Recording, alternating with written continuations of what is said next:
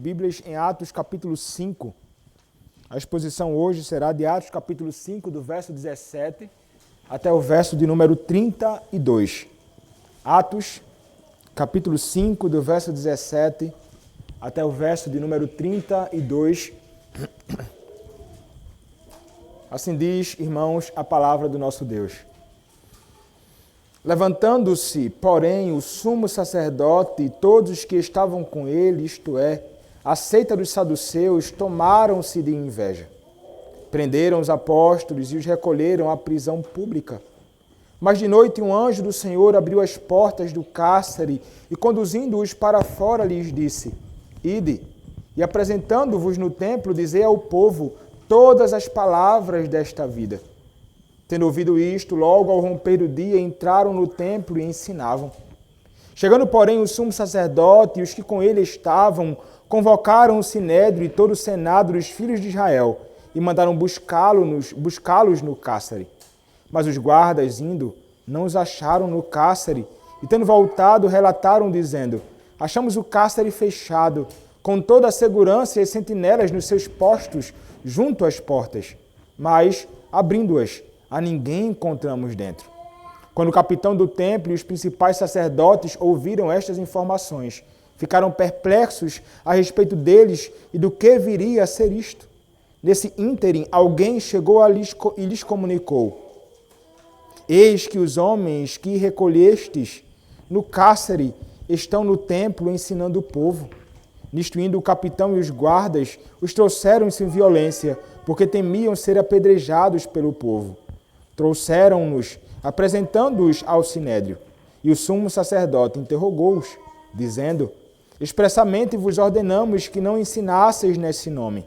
Contudo, encheste Jerusalém de vossa doutrina, e quereis lançar sobre nós o sangue desse homem. Então Pedro e os demais apóstolos afirmaram: Antes, importa obedecer a Deus do que aos homens. O Deus de nossos pais ressuscitou a Jesus, a quem vós matastes, pendurando-o no madeiro. Deus, porém, com a sua destra o exaltou a príncipe e salvador, a fim de conceder a Israel o arrependimento e a remissão de pecados. Ora, nós somos testemunhas destes fatos, e bem assim o Espírito Santo, que Deus outorgou aos que lhe obedecem. Amém. Podem se assentar.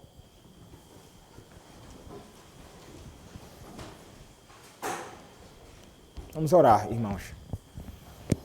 Senhor nosso Deus e Pai, agradecemos a Ti pela graça, ó Deus, que temos de estar diante do Senhor na Tua presença.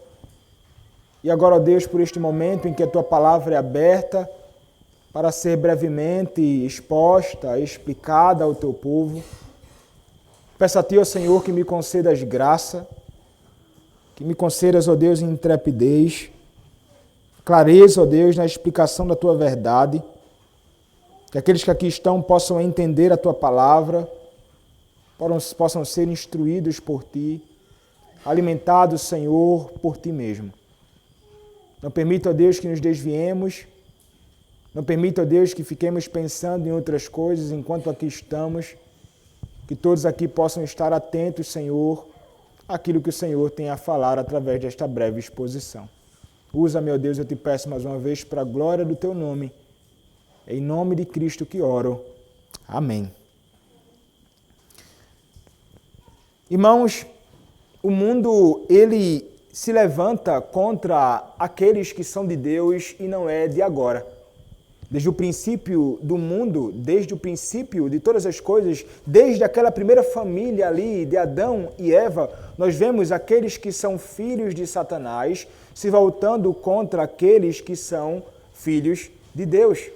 Como no caso do próprio Caim, quando se levantou contra o seu próprio irmão Abel. Um filho de Satanás voltando-se contra alguém que é filho de Deus. Aqueles que são contrários ao povo de Deus, levantando-se e tentando, de todas as formas, impedir o avanço do povo de Deus. Não é diferente, irmãos, desde aquele dia até os nossos dias em que nós vivemos hoje. Quando muitos têm se levantado realmente, opondo-se ao próprio Senhor Jesus Cristo, quando eles se opõem aos servos do Senhor, que prosseguem a obra de Cristo neste mundo no poder do Espírito. Isso aconteceu, inclusive, nos dias dos próprios apóstolos no primeiro século, como nós temos visto aqui nas exposições que temos feito. Nós temos visto como os líderes religiosos daqueles dias, e especialmente eles, têm se levantado contra o povo do Senhor, sobretudo contra o próprio Cristo, como nós lemos aqui no próprio livro, de Atos, capítulo 22, quando Paulo, perseguindo a igreja, o próprio Cristo se apresenta diante dele e diz: Saulo, Saulo, por que me persegues? Mostrando-nos a realidade de que aqueles que perseguem o povo de Deus perseguem o próprio Senhor Jesus Cristo. São inimigos do nosso Redentor. E então, irmãos, aqui estão os apóstolos de Cristo, experimentando exatamente isto.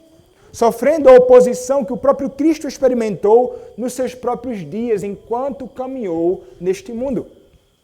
Assim como não foi diferente com Cristo, não foi diferente com os apóstolos, não pode também ser diferente conosco. Mas o fato é, irmãos, aqueles que foram chamados por Cristo como seus servos, independentemente da oposição ferrenha dos líderes religiosos ou de qualquer outros homens neste mundo que se levantam contra o povo do Senhor, nós devemos e podemos, com confiança em Deus, seguir em frente fazendo a sua obra. E Ele é aquele que faz que a sua obra possa seguir em frente, tendo nós como seus instrumentos, como os apóstolos do Senhor foram instrumentos dele naqueles dias, no primeiro século. Aqui, mais uma vez, irmãos, nós nos deparamos com os servos do Senhor sendo, mais uma vez, aprisionados. E quem é que se levanta? Como mencionei agora na introdução do nosso sermão. O texto nos diz, no versículo 17, quem se levantou contra eles. O versículo 17 nos diz: levantando-se, porém, o sumo sacerdote e todos os que estavam com ele, isto é, a seita dos saduceus, tomaram-se de inveja. Veja, mais uma vez, a palavra levantando-se. Vimos isso acontecendo em outras ocasiões aqui, como nós vimos no próprio texto de Gênesis, quando Caim se levantou contra Abel. Geralmente marcando aqui a oposição dos inimigos de Deus contra o próprio povo do Senhor. E então ele se levanta. Quem se levanta? O texto nos diz, levantando-se, porém, o sumo sacerdote. Ele fez isso justamente no contexto em que os apóstolos estavam anteriormente fazendo muitas curas, milagres, prodígios em nome de Cristo, que marcava e testemunhava e sinalizava o próprio Cristo. Cristo estava sendo anunciado, Cristo estava sendo proclamado através de sinais e prodígios feitos pelos homens. Eles não aprovam nada disso. Por essa razão, então, se levantam. E o texto nos diz que quem se levanta é o sumo sacerdote. Não sabemos com precisão se Anás ou Caifás.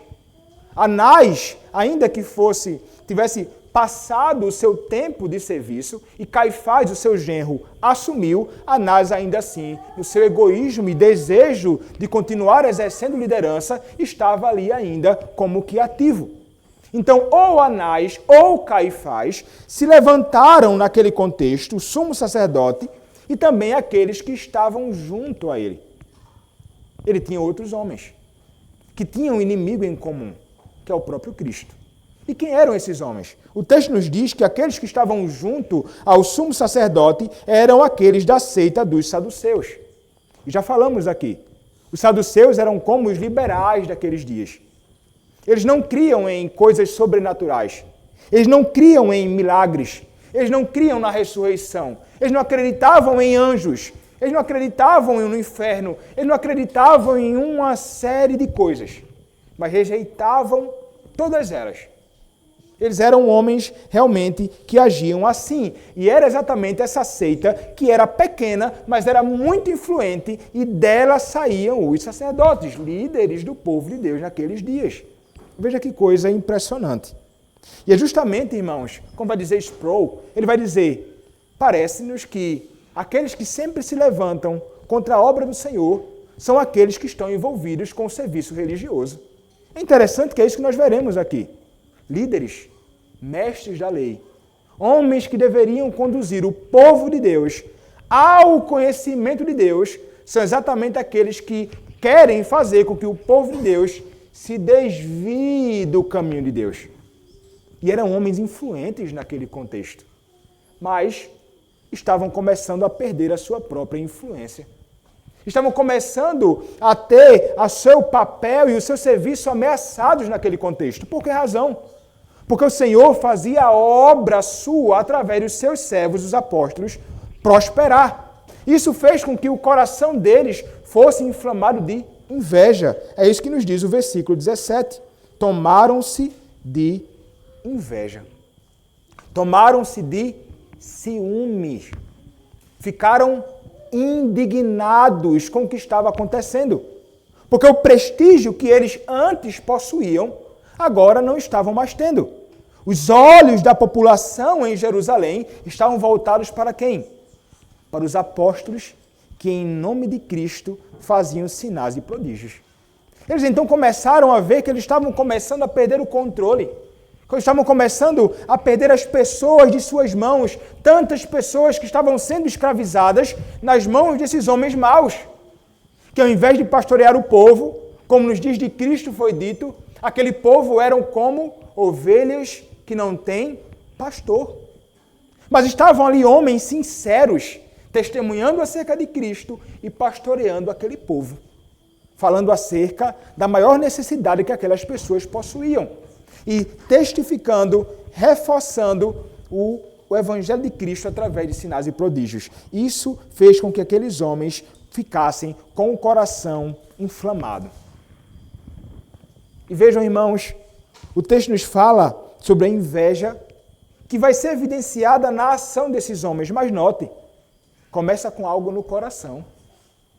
É de fato, irmãos, do coração do homem que flui todo tipo de inclinação pecaminosa. Nós sabemos que não é o que é externo que contamina o homem, mas aquilo que vem de dentro que contamina o homem. E são muitos os males que saem do nosso próprio coração corrupto. E era exatamente o que saía do coração daqueles homens. Eles não conseguiam se alegrar com a obra de Cristo. Eles não conseguiam regozijar-se com a obra de Cristo. Como ter inveja de ver Cristo e a sua obra avançando? Como? Como o homem pode nutrir no seu coração algum tipo de indignação com a obra de Cristo? Veja que isso só pode ser algo que flui de corações que estão tomados por um pecado tal e um coração tão duro a ponto então de se opor a isto. Porque nós, como homens e mulheres que conhecem ao Senhor, nos alegramos quando caminhamos e vemos a obra do Senhor se expandindo. Somente alguém que não é filho de Deus se opõe assim. Somente alguém que tem o seu coração ainda cheio de corrupção, que não se alegra. E não podemos nunca jamais permitir que algo dessa natureza aconteça conosco. E os líderes da igreja, especialmente, nós, pastores, presbíteros, quando contemplamos a obra do Senhor sendo feita em tantos lugares, e contemplamos então muitos ministros do Senhor fazendo o Evangelho ser anunciado e muitas igrejas crescendo, prosperando, avançando, e você acredita, há muitos que ficam com inveja no seu coração, olhando para o ministério do seu irmão e começa então a ficar aborrecido com aquilo. Desejando aquilo, desejando tomar aquilo.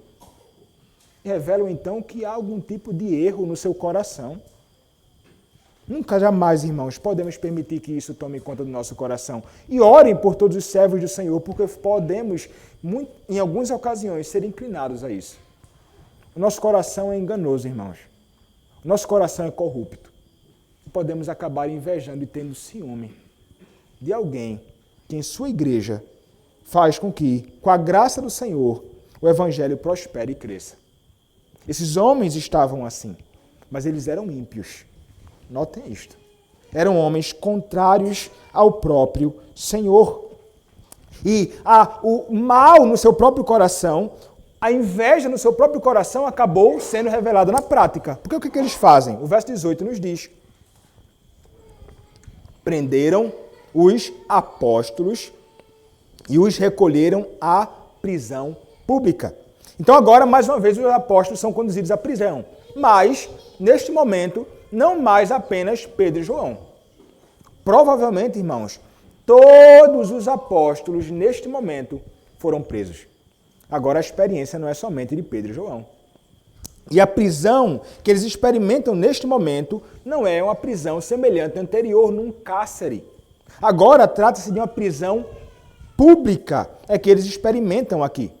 E essa prisão pública, enquanto eles aguardavam o julgamento, inclusive poderiam eles dali serem conduzidos à morte.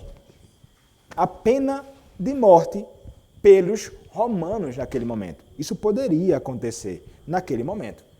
Então estavam agora experimentando um tipo de prisão distinta. Isso em razão da propagação do Evangelho. Então vejam que uma coisa que começa no coração, ela vai se expressar na prática em alguma ocasião na vida do homem. Eles deveriam fazer morrer a inveja no coração deles, mas não fizeram morrer este pecado. Assim como nós devemos fazer todo tipo de pecado que brota no nosso próprio coração, como a inveja muitas vezes, seja mortificada. Porque se não for, irmãos, nós vamos praticar algo contrário ao nosso irmão, revelando assim a sujeira que ainda há no nosso coração, o pecado que não fora tratado. A indignação deles, irmãos, era tão grande que lançou eles na prisão. Mas algo acontece. Enquanto os homens estavam, de todas as maneiras, tentando impedir o avanço do Evangelho de Cristo, o próprio Senhor é aquele que age em favor do seu povo. Ele age pela causa do Evangelho, salvando então os seus próprios servos, nos contextos mais difíceis em que eles se encontram. O texto nos diz, no versículo de número 19, mas de noite, um anjo do Senhor abriu as portas do cárcere e, conduzindo-os para fora, lhes disse. Veja que coisa interessante. Eles não ficaram de um dia para o outro, nem chegou a acontecer isto. Eles, na noite, foram surpreendidos com a manifestação de um mensageiro do Senhor, que era um anjo. Um anjo fora enviado pelo próprio Deus. Abriu as portas de uma maneira, irmãos, extraordinária. Foi algo realmente sobrenatural e tirou os seus apóstolos daquela prisão. É interessante que, como veremos mais à frente, ninguém percebeu isso. Estavam eles guardando a prisão sem ter absolutamente ninguém dentro da prisão. Ou melhor, nenhum dos apóstolos, pelo menos. Porque era um tipo de prisão que eram lançados assassinos, malfeitores, era uma prisão pública. Mas o Senhor, então, deu ocasião de fuga aos seus servos. Como mencionei, então, o Senhor é aquele que protege o seu povo e o Senhor é aquele que livra o seu povo. É isso que muitos comentaristas vão dizer neste contexto aqui. Ele vai dizer, o Senhor, ele age em socorro dos seus servos o tempo inteiro. Naqueles dias, irmãos, foi exatamente isso que foi experimentado pelos servos do Senhor. E é exatamente isto que nós podemos estar certos de que o Senhor faz. O Senhor nos livra das mãos dos homens maus. E são tantas, irmãos, as vezes que o Senhor nos livra. E muitas vezes nós nem percebemos que poderíamos ser fisgados, feridos, maltratados, presos, até mesmo mortos por pessoas que, em nosso contexto, odeiam a Cristo. E nós, como testemunhas de Cristo, somos alvo de toda a indignação e oposição do príncipe e rei deles, que é o próprio Satanás. Satanás, irmãos, está indignado contra o povo do Senhor. E ele faz de todas as formas meios para tentar levantar homens que se opõem ao povo do Senhor. E nós somos seu povo. Mas temos alguém que é por nós, que é muito mais poderoso do que esses homens maus. E então, ele nos livra. São alguns, e nós sabemos, muitos morrem pela causa de Cristo. É a ocasião que o Senhor dá plena libertação a essas pessoas disto. Melhor, muitas vezes, que a libertação que nós temos de passar pela morte. Porque esses que acabam morrendo por Cristo são aqueles que não experimentam mais, de forma nenhuma, a oposição do mundo, a oposição da carne, a oposição de Satanás. Eles são, de fato, libertos pelo Senhor destes males. Mas a realidade, irmãos, é que o nosso Senhor, Ele é aquele que está conosco em todo o tempo. Veja, eu não estou dizendo que necessariamente algo dessa natureza poderá acontecer conosco, não é? De repente sermos presos e ficarmos esperando a manifestação de um anjo para nos livrar da prisão. Isso pode nunca acontecer. Naqueles dias aconteceu, mas pode ser que nunca aconteça conosco. Não sabemos. A realidade é que isto aconteceu naquele momento e o Senhor então nos ensina esta lição muito importante e nós então devemos aprender a confiar no Senhor, mesmo em dias assim tão difíceis. Sabendo que o Senhor, Ele está com os seus olhos sobre aqueles que lhe pertencem. Nós não estamos, em alguma ocasião, um segundo sequer, passando despercebidos da vista do nosso Deus.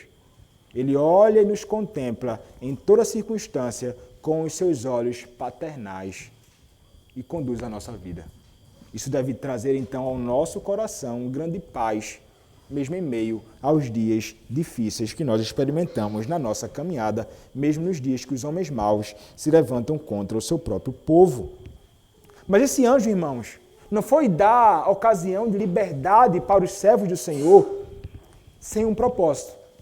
É interessante porque o texto nos diz que o anjo foi, libertou esses homens e os conduziu para fora da prisão e falou algo para eles. O texto nos diz no versículo 20.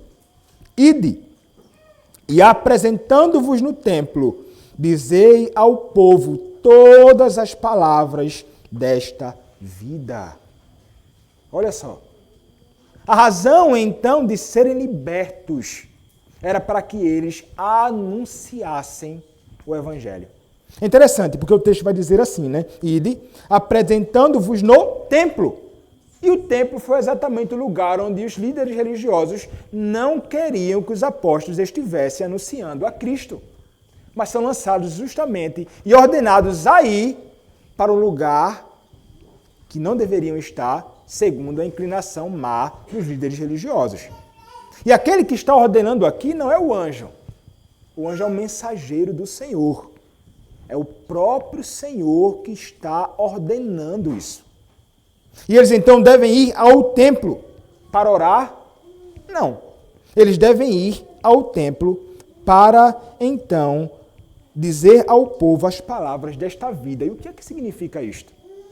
É interessante, irmãos, porque em outra ocasião, o próprio Pedro, diante de Cristo, né, os apóstolos do Senhor, vão se deparar com uma situação um pouco difícil para eles, mas há uma declaração extraordinária neste contexto.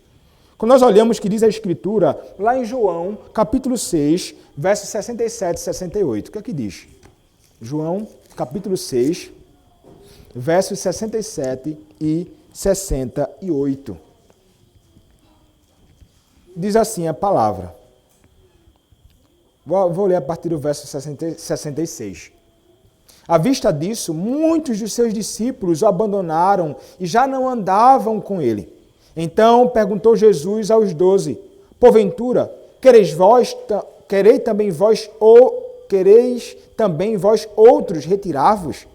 Verso 68, respondeu-lhe Simão Pedro, Senhor, para quem iremos? Tu tens as palavras da vida eterna. Noutra ocasião, agora, ainda em Atos, capítulo de número 13, Atos, capítulo de número 13, verso de número 26, nós encontramos uma palavra que ela é correspondente à ideia apresentada aqui nesse texto chamado vida. Atos, capítulo 13, verso de número 26, a palavra vai nos dizer assim, irmãos, descendência de Abraão e vós outros, os que temeis a Deus, a nós nos foi enviada a palavra desta salvação. O que é que o apóstolo ele está querendo falar? O que é que a palavra do nosso Senhor está querendo nos ensinar quando nos diz que eles deveriam dizer ao povo todas as palavras desta vida? O que ele está querendo dizer é, vocês devem anunciar às pessoas no templo que estão vindo para as horas de oração a mensagem extraordinária e gloriosa da salvação que só pode ser encontrada na pessoa do nosso Senhor e Salvador, Jesus Cristo. Eles deveriam, portanto, anunciar o Evangelho, que é o próprio Senhor Jesus Cristo. Veja, irmãos, que isso é maravilhoso. Veja que o nosso Senhor, Ele de fato deseja ardentemente isto e mais uma vez revela na Escritura a sua intenção através dos anjos. Eles deveriam ser libertos para anunciar o Evangelho àqueles que estavam escravizados em seus delitos e pecados. Veja só, tirem-nos da prisão, são conduzidos para anunciar a libertação que só pode ser encontrada em Cristo Jesus a homens e mulheres pecadores naqueles dias que estavam escravizados a Satanás, que estavam escravizados na carne, que estavam escravizados no mundo, que se encontravam na prisão pior que a prisão que experimentavam os apóstolos naquele contexto. E eles precisavam então anunciar o único que pode libertá-los, é Cristo Jesus. Eles entendiam que há grande necessidade disso acontecer. E os apóstolos deveriam então estar prontos para isto. E vejam, irmãos, se o Senhor, Ele deseja e revela isto naquele contexto, mostrando a grande importância e a grande necessidade do anúncio do Evangelho, quem somos nós para fazer algo contrário a isto? Quem somos nós para não seguirmos em frente fazendo a mesma coisa? Somos chamados, irmãos, frequentemente pela palavra do nosso Senhor, a anunciarmos a palavra desta vida. E não somente eu. Eu sozinho não consigo. Eu sozinho não sou capaz. Não tenho a menor condição de fazer essa obra sozinho. Nem os apóstolos, nem os servos, pastores das igrejas presbiterianas sozinhos têm a capacidade e é suficiente para isto. Todo o povo do Senhor é chamado a isto. Eu e você. A testemunhar. Já falei muito sobre isso. Mas é preciso ser frequentemente lembrado acerca dessa realidade. Abra sua boca, meu irmão.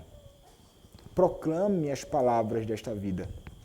Aproveite as ocasiões, converse, se comunique. Se envolva de alguma forma com pessoas para que você possa falar acerca disto. Deixe a sua timidez longe. Lance o seu temor de falar com os homens longe. O seu temor deve ser a Deus. Não podemos nos envergonhar dele. Não se envergonhe do seu Senhor.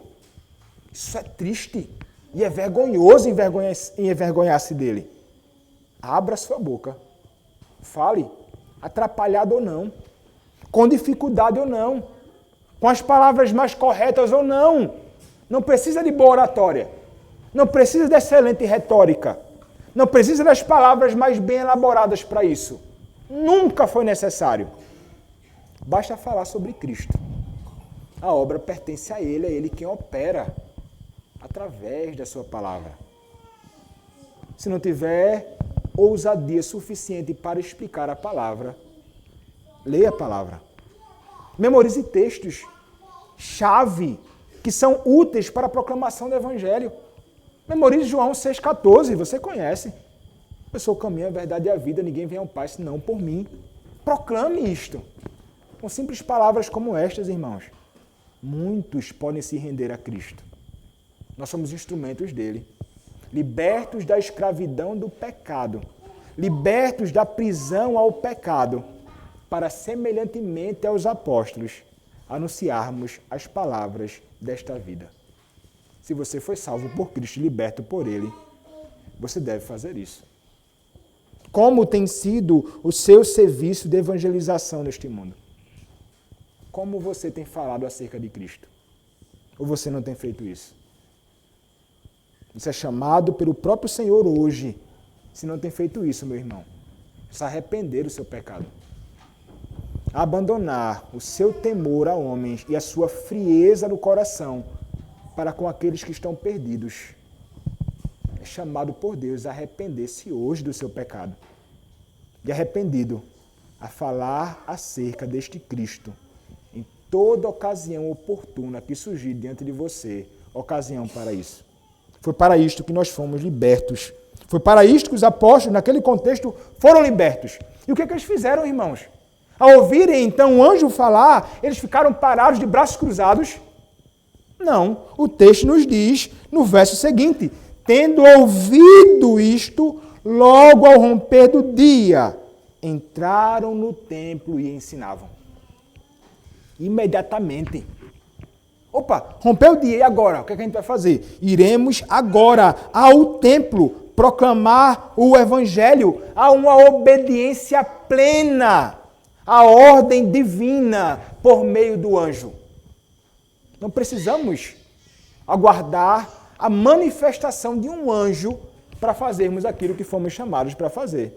Não fique esperando na sua casa um anjo aparecer e dizer assim, fulano de tal, saia daí do seu banco ou da sua casa e vá falar acerca da palavra. Porque o Senhor tem falado isso frequentemente através da Escritura. É mais que suficiente. E devemos então, nós que conhecemos ao Senhor, prontamente, irmãos, fazermos aquilo que Ele ordena, em todo o tempo. Esses homens, então, naquele momento, sem qualquer tipo de temor, ali aos líderes religiosos dos seus dias, se levantam e saem. Estão lá no templo. O lugar, como falei anteriormente, que os líderes religiosos haviam dito, não fale acerca desse nome aqui. Não fale acerca deste nome aqui. Que intrepidez, irmãos. Que ousadia esses homens possuíam. Que só podem experimentar aqueles que estão cheios do próprio Espírito Santo de Deus. Eles estavam transbordando do Espírito Santo. Por essa razão não conseguiam ficar calados, não. Minha vida está em risco? Não posso ficar calado. Eu obedeço ao meu Senhor. O meu nome, a minha reputação está em risco? Não me importo. Eu vou falar acerca do meu Senhor. Deveria ser o mesmo Espírito que deveríamos ser tomados fazendo exatamente a mesma coisa. Um exemplo extraordinário, irmãos, de pessoas que temiam e obedeciam ao seu Senhor. O texto então continua e na parte B do verso 21 a palavra nos diz: chegando, porém, o sumo sacerdote, Anás ou Caifás, e os que com ele estavam, os do grupo dos saduceus, convocaram o sinédrio e todo o senado dos filhos de Israel e mandaram buscá-los no cárcere. Então agora estão aqui com o propósito de se reunirem, aqueles homens todos, para então se colocar no meio círculo e então colocar os apóstolos mais uma vez diante deles, agora não mais João e Pedro apenas, mas todos os apóstolos, para então começar a fazer uma espécie de interrogatório. Então agora eles se colocam à disposição disso e correm então na disposição de fazer exatamente isso e mandam então que os soldados do templo fossem buscar os apóstolos no cárcere. Mas o que acontece? O verso seguinte nos diz: mas os guardas, indo, não os acharam no cárcere e tendo voltado o relataram. Então, os guardas obedientemente vão até o local, se deparam então com a guarda do templo, lá todos os vigias e todos ali, mas acabam se deparando com uma realidade estranha. Cadê os apóstolos? Não tem ninguém.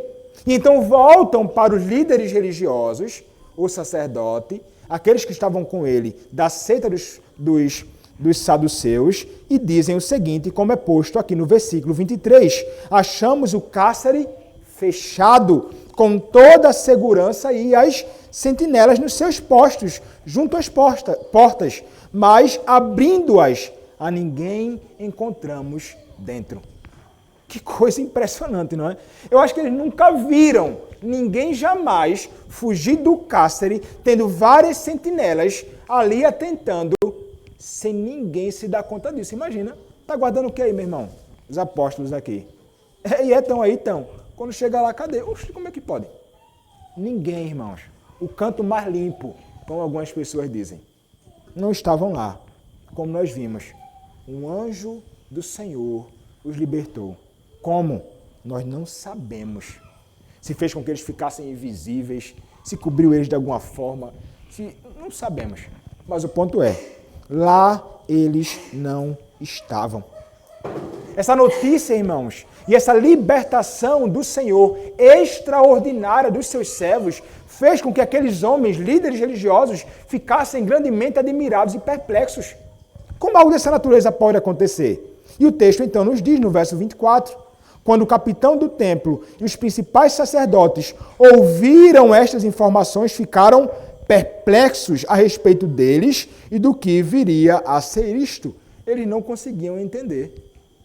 O que está acontecendo? Não faziam a menor ideia e foram então tomados de admiração e perplexidade. Agora imagina, um anjo foi que libertou, estão os saduceus envolvidos com aquilo ali. Aí imagina os apóstolos de alguma forma declarando para eles que um anjo libertou. Imagine um carcereiro, alguém dizendo, olha, mas foi um anjo aí que libertou os apóstolos daqui de dentro. O saduceu não acreditava nisso. Que conversa é essa de anjo? Eu não acredito nem em anjo. Mas ficaram grandemente admirados com aquilo. Como é que algo dessa natureza pode acontecer diante dos olhos dos homens? A incredulidade deles não invalida a realidade espiritual acerca dos anjos. E acerca da realidade que foi um ato extraordinário de Deus agindo em favor do seu próprio povo. O que acontece então? Enquanto esses homens estão ali tomados de grande perplexidade e admiração, o texto nos diz no verso 25, nesse ínterim, alguém chegou e lhes comunicou. Então estavam eles lá perplexos, admirados, sem conseguir entender absolutamente nada, e então chega alguém desconhecido, o texto não nos fala quem foi. Eis que os homens que recolhestes no cárcere estão no templo ensinando o povo. Imagina, esses homens já estavam inflamados de grande ira, imaginando que esses homens estavam presos ali no cárcere, na expectativa então de interrogá-los e levá-los então para julgamento.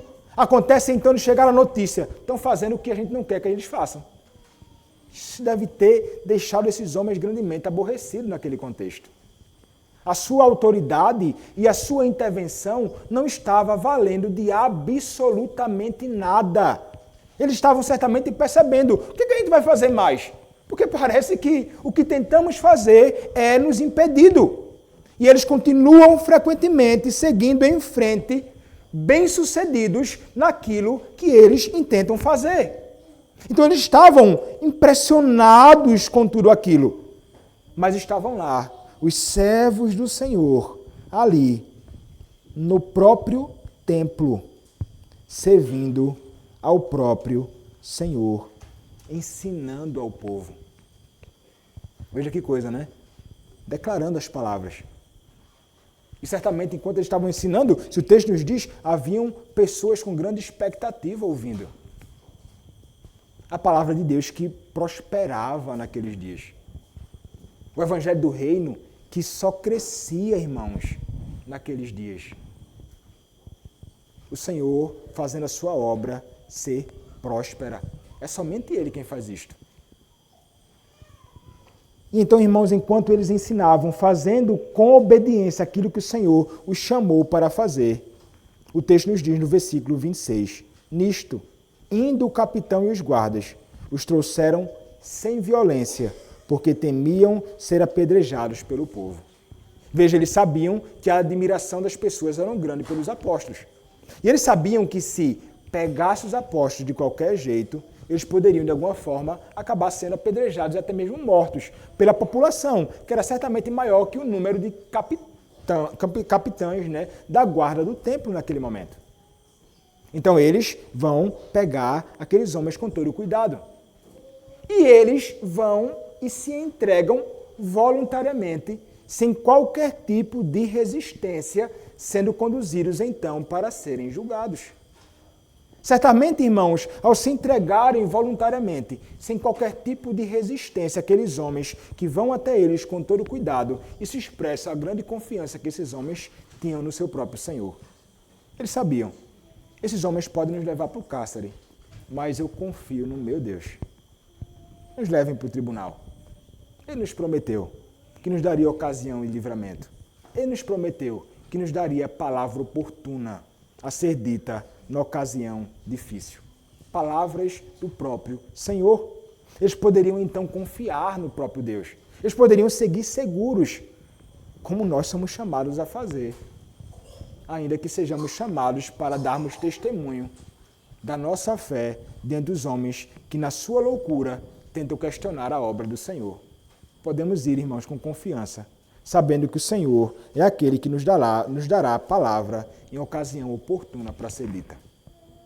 Isso foi experimentado por esses homens e eles então são ali agora levados por eles. E então o texto nos diz, no verso 27, trouxeram-nos apresentando-nos ao Sinédrio. E agora então, diante daquela multidão de homens que se colocam como autoridade para julgar, eles começam a ser interrogados.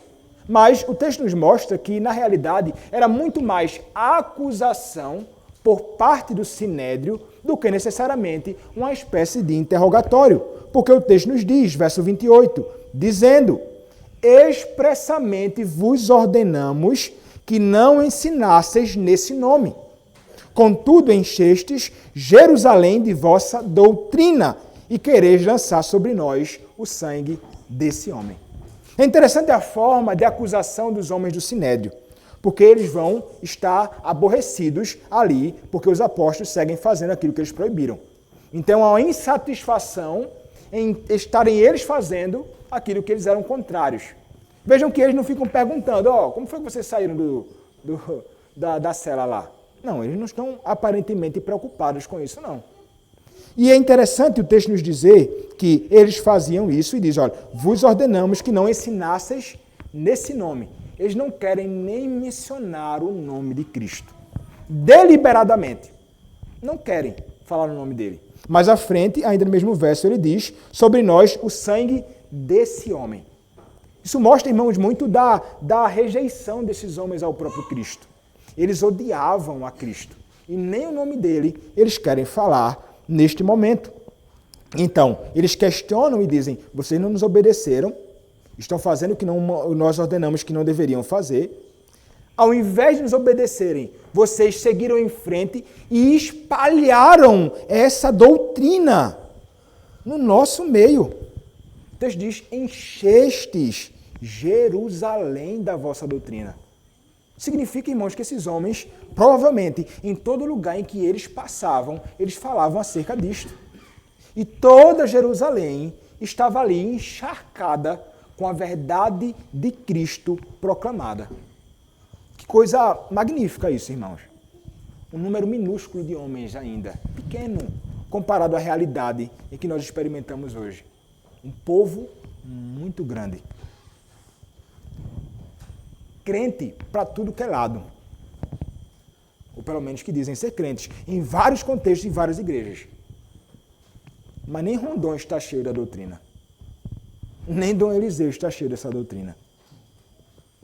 Como precisamos, de fato, nos empenhar, irmãos, tanto ainda, na comunicação dessa palavra, dessa verdade, a fim de que Rondon, Dom Eliseu e todos os contextos em que estivermos passando possam estar cheios desta doutrina. É exatamente isso que acontece ali. Homens cheios do Espírito Santo anunciando esta verdade, irmãos.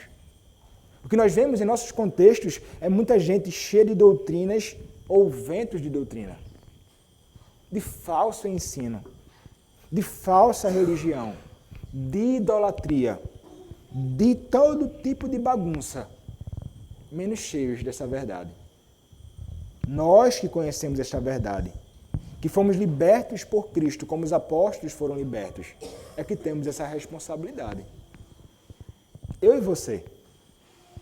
Para que então essa palavra do Senhor possa ser difundida e que ela incomode a quem quer que seja.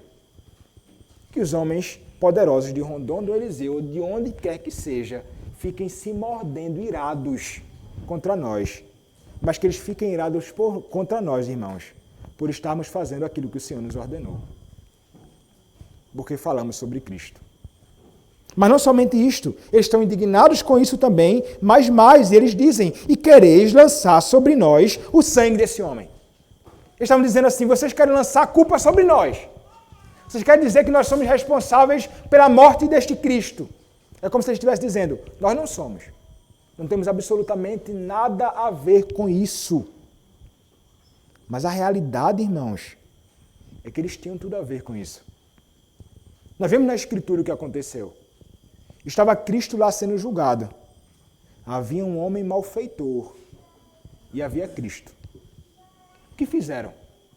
Os líderes religiosos então incitaram a população e todos clamavam dizendo, crucifica-o. A Escritura nos diz isto. Olha o que diz Mateus capítulo 27, versos 24 a 25. Mateus capítulo 27, versos 24 e 25. Vendo Pilatos que nada conseguia, antes, pelo contrário, aumentava o tumulto. Mandando vir água, lavou as mãos perante o povo, dizendo, estou inocente do sangue deste justo. Fique o caso convosco. E o povo todo respondeu, caia sobre nós o seu sangue e sobre nossos filhos. Caia sobre nós. E eles gritavam, seja crucificado, crucifica-o. Caia sobre nós o sangue dele e sobre nossos filhos. A ira do Senhor, irmãos, caiu sobre Jerusalém um dia. O Senhor caiu com sua ira no juízo temporal sobre o seu povo, em Jerusalém. 70 depois de Cristo foi a manifestação do juízo de Deus sobre esses homens malfeitores. E estes saduceus, líderes religiosos, eram culpados disto. Eram culpados exatamente de crucificarem o próprio Redentor. Certamente, irmãos, a própria consciência desses homens acusava-os acerca desta realidade. Eles sabiam muito bem disto. E não há nada mais firme na acusação das nossas falhas do que a nossa própria consciência. Não há quem escape da sua própria consciência. E fazemos muito bem quando ouvimos a nossa própria consciência. Eles sabiam, eles entendiam que eram culpados, mas não estavam de forma alguma admitindo esta realidade. Eles mataram o Redentor. Nós matamos o Redentor. Com os nossos pecados também. Mas então o que acontece? Nessa ocasião, então, enquanto eles estão ali acusando os servos do Senhor acerca daquilo que eles estavam fazendo, o texto então nos diz o seguinte no verso 29. Então Pedro e os demais apóstolos afirmaram, antes importa obedecer a Deus do que aos homens. Veja que resposta ousada, irmãos. Agora não somente Pedro, mas agora todos os apóstolos do Senhor afirmam a mesma coisa. Antes foi em forma de uma pergunta no capítulo 4. Agora, positivamente, afirmativamente, publicamente, com todas as palavras eles falam, nós obedecemos ao Senhor no lugar de vocês. Se o que vocês exigem, se o que vocês proíbem é contrário à vontade do Senhor, nós faremos a vontade do Senhor. E ponto. Estamos dizendo, vocês querem nos impedir de proclamarmos a palavra, mas nós, porque o Senhor nos ordenou, seguiremos proclamando a palavra. Vocês querem de toda forma calar os nossos lábios, mas nós, em obediência ao Senhor, continuaremos proclamando a palavra. Como você reagiria, irmão, diante de uma acusação desta, por homens líderes religiosos, poderosos, que poderia tirar a sua própria vida, se ele dissesse para você, cale-se e não proclame a palavra? Você diria, importa obedecer a Deus e não a homens? Ou você se sujeitaria à ordem de homens perversos? Reflita. Você teria coragem suficiente, ousadia suficiente para dizer na cara de algum homem poderoso: eu não obedecerei a você, eu obedecerei a meu Deus e falarei acerca da sua palavra? É importante refletirmos sobre isto, irmãos. Porque isso pode dizer muito onde está o nosso temor. Se nós estamos temendo a Deus verdadeiramente, ou se nós tememos de alguma forma aos homens. Se você é alguém que teme ao homem e teme pela sua própria vida, você vai dizer: sim, Senhor, eu não vou falar absolutamente nada acerca deste nome. Mas se você teme a Cristo, se você teme a Deus, você vai dizer em alto e bom som, numa plena e aprovada desobediência civil: eu obedecerei a meu Deus e seguirei anunciando as palavras desta vida. Meu irmão, isso pode acontecer conosco. E nós devemos estar preparados para isso. E devemos estar preparados para falarmos e declararmos com ousadia a nossa própria fé. É ao Senhor que nós servimos. Prepare-se para isso. Clame ao Senhor por graça para isso. Para que você possa falar com toda ousadia, cheio do Espírito, as mesmas palavras que esses servos do Senhor falaram naquele momento. E mais. Porque não somente dizem: eu vou obedecer ao meu Senhor, mas eles naquele momento aproveitam a oportunidade mais uma vez e falam na cara deles.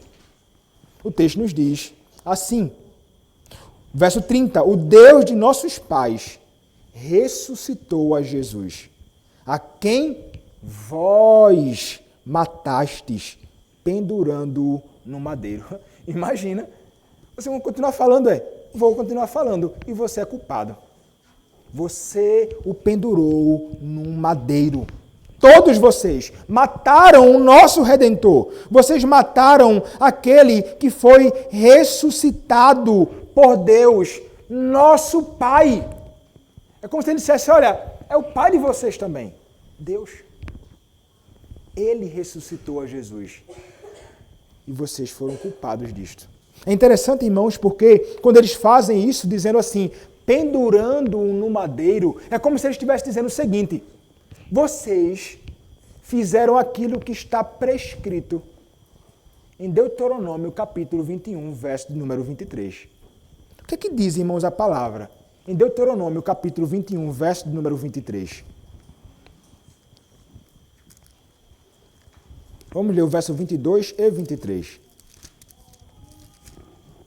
Diz assim a palavra: se alguém houver pecado, passível de pena de morte, e tiver sido morto, e pendurado num madeiro, o seu cadáver não permanecerá no madeiro durante a noite, mas certamente o enterrarás no mesmo dia, porquanto o que for pendurado no madeiro é maldito de Deus.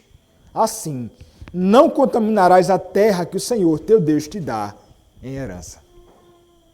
Se alguém tiver pecado, Cristo não cometeu pecado, mas se fez maldição por nós. O apóstolo Paulo, mais à frente, em Gálatas, que nós lemos, Gálatas capítulo 3, verso de número 13, vai declarar o seguinte, fazendo referência a estas mesmas palavras de Deuteronômio capítulo 21, quando a palavra nos diz assim: Cristo nos resgatou da maldição da lei, fazendo-se Ele próprio maldição em nosso lugar, porque está escrito: maldito todo aquele que for pendurado em madeiro. Aqueles homens desejavam, quando gritaram, crucifica-o, o desejo deles era que Cristo seja amaldiçoado. Eles estavam desejando isso para o nosso próprio Salvador. Aquele que acabou, irmãos, nas mãos desses homens perversos, sofrendo a morte que nós merecíamos. Nós é que deveríamos ser malditos, lançados na cruz. Mas o próprio Cristo, como já declarei, já li em outras ocasiões, citando frequentemente, aquele que não conheceu o pecado foi feito pecado por nós, Cristo. Mas não só pecado, se tornou também maldição em nosso próprio lugar. Mais uma vez, então, aqueles homens são acusados do seu próprio pecado. E eles são responsáveis pela perversidade praticada naquele momento. Mas então eles continuam proclamando esse evangelho.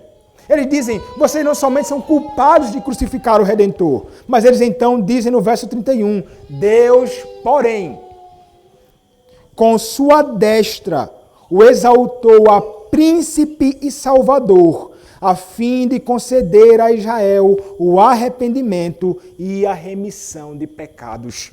Ora, nós somos testemunhas destes fatos, e bem assim o Espírito Santo, que Deus outorgou aos que lhe obedecem. Interessante, irmãos, eles vão repetir as palavras e aí o ensino do próprio Senhor Jesus Cristo.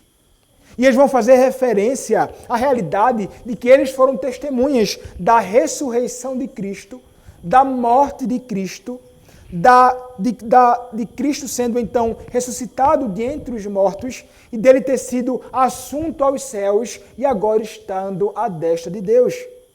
Eles eram testemunhas oculares destes fatos. E não somente isto, porque o texto nos diz que eles eram testemunhas destes fatos e bem assim o Espírito Santo testemunha, ou que testificava isso ao próprio coração destes homens. Espírito Santo que Deus dá àqueles que o obedecem. Como vai dizer um comentário do próprio pastor Paulo Anglada, ele vai dizer o seguinte: o testemunho apostólico perante o Sinédrio termina com os apóstolos assegurando que haviam sido testemunhas oculares dos fatos que anunciavam, apelando para o testemunho interno do Espírito Santo de Deus, acerca da genuinidade do Evangelho de Cristo, àqueles que se submetem a ele. Essa declaração nos remete ao capítulo 15 do Evangelho de João, quando a palavra do Senhor nos diz, João 15, verso 26, quando, porém, vier o Consolador, que eu vos enviarei da parte do Pai, o Espírito da verdade que dele procede, esse dará testemunho de mim, e vós também testemunhareis, porque estáis comigo desde o princípio. O Espírito que estava neles, eles eram conduzidos a testemunhar acerca desse próprio Senhor Jesus Cristo. E para quem, irmãos, eles anunciam? Para quem os apóstolos estão testemunhando acerca desta palavra? Para os bons? Para os sãos? Para os justos? Para os retos? Para os mais próximos à fé? Para aqueles que tinham simpatia com a palavra e com Cristo? Para os amigos do Evangelho de Cristo? Não, irmãos. Eles estavam anunciando esse Evangelho ao sacerdote, aos saduceus, aos mestres da lei, os líderes religiosos, os inimigos de Cristo. Nos mostrando, irmãos, que todos os homens devem ser chamados indiscriminadamente ao arrependimento e à fé em Cristo. É exatamente isso que eles fazem. Deus, porém, com a sua destra, o exaltou a príncipe e salvador. Ele está dizendo assim, olha, ele foi exaltado a príncipe, apontando aqui, irmãos, para como nós lemos na pergunta de número 45 do Catecismo Maior, para o ofício real de Cristo. Ele é príncipe, ele governa, ele reina, ele tem o seu povo, ele chama os seus eleitos, ele conduz a salvação, ele concede o seu espírito, ele liberta, ele os guia, ele os protege, ele os governa, ele os sustenta. Ele é o príncipe, ele foi exaltado por Deus depois que foram humilhados, sendo ele lançado na própria cruz. E foi o próprio Deus que o exaltou. Ele reina absolutamente sobre tudo e sobre todos. Ele é o príncipe de Deus, exaltado por Deus. Mas não somente isto, ele ainda vai dizer, o Senhor o exaltou, não somente a príncipe, mas também a salvador. Ele é aquele que é o sacerdote, como nós lemos. Aquele que se entrega de uma vez por todo o sempre, sem mácula a Deus, perdoando o nosso pecado de uma vez para sempre, porque não há mais necessidade de sacrifícios, porque o sacrifício dele é perfeito. No Antigo Testamento, muitos animais eram sacrificados, cordeiros, vários e tantos outros. Mas Cristo, o Cordeiro de Deus que tira o pecado do mundo, uma só vez. Suficiente é o seu sangue. Ele diz, ele governa e ele é um Salvador perfeito. Ele é um Salvador suficiente. E é este Cristo que nós anunciamos. E então ele acrescenta o seguinte, a fim de conceder a Israel o arrependimento e a remissão de pecados. Ao povo de Deus, o arrependimento e a remissão de pecados. Eles estão aqui, irmãos, chamando aqueles homens ao arrependimento. E em eles se arrependendo, eles terão os seus pecados perdoados em Cristo Jesus. Anúncio livre do Evangelho de Cristo, até aos malfeitores. Como falei, irmãos, não somos chamados a pregar a palavra àqueles que nós imaginamos que de alguma forma ouvirão essa palavra. Somos chamados a pregar àqueles que rejeitaram a Cristo. O Israel, que deu as costas a Cristo. Aos homens duros, que perseguem aqueles que estão envolvidos com a causa de Cristo. Nunca, irmãos, permitamos que o nosso coração seja tomado por uma ideia legalista, a ponto de imaginarmos que somente aqueles que têm algum tipo de afeição pelas coisas de Cristo é que poderá ser salvo. Ou de imaginarmos que um homem mau, que odeia Cristo, nunca pode ser alcançado por ele, ou que não é digno de ser salvo. Ninguém é digno de ser salvo. Ninguém. O Senhor pode salvar um homem perverso como Lula. O Senhor pode salvar um homem perverso como Alexandre de Moraes. O Senhor pode subjugar e salvar os homens perversos do Hamas, que tem perseguido a tantas pessoas em Israel e matado todo tipo de pessoas. Ou você não acredita nisso? São tão indignos quanto nós. E semelhantemente a nós, carecem de Cristo para a salvação. Assim como Israel, que deu as costas a Cristo, carece de Cristo.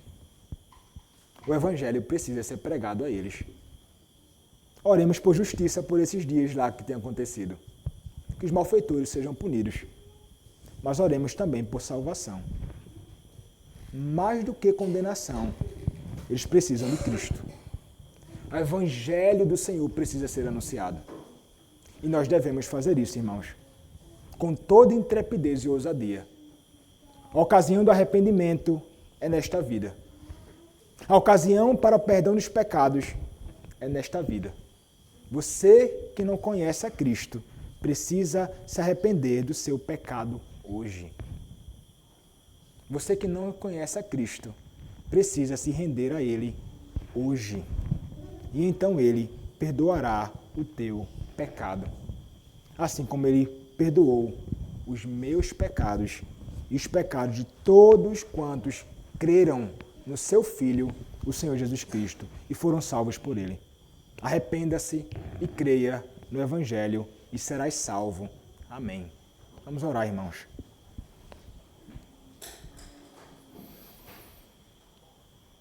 Ó Senhor, nosso Deus, nós te louvamos, ó Pai, pela Tua palavra, pela Tua verdade que nos é exposta na Tua palavra. Te agradecemos, ó Deus, porque o Senhor não tem tirado de nós a Tua palavra. E porque podemos, ó Deus, ser instruídos, exortados e alimentados por Ti, através da Tua palavra. Ó Deus, ajuda-nos a sermos servos que, com ousadia e intrepidez, sem temor a qualquer homem, servos que seguem em frente, testemunhando acerca da Tua palavra neste mundo. Dá-nos, ó Deus, graça, força, ousadia, intrepidez, todo o vigor necessário. Dá-nos, ó Deus, mais do Teu Santo Espírito para fazermos isto. Enche-nos, ó Deus, com Teu Espírito. Faz-nos transbordar do Teu Santo Espírito. Capacita-nos, Senhor. Perdoa-nos também por todas as vezes que temos falhado no anúncio do Teu Evangelho. Por todas as vezes que fomos tímidos, envergonhados, Pai. Perdoa-nos. Perdoa-nos, Pai, que possamos nos arrepender verdadeiramente disso e que possamos seguir em frente fazendo a Tua vontade. Se conosco, ó Deus, abençoa o Teu povo e expande o Teu Evangelho neste mundo, a fim de que os homens perdidos Te conheçam e que a Tua glória possa expandir em toda a terra, como as águas cobrem o mar. É o que Te pedimos, em nome do nosso Senhor e Salvador Jesus Cristo. Amém.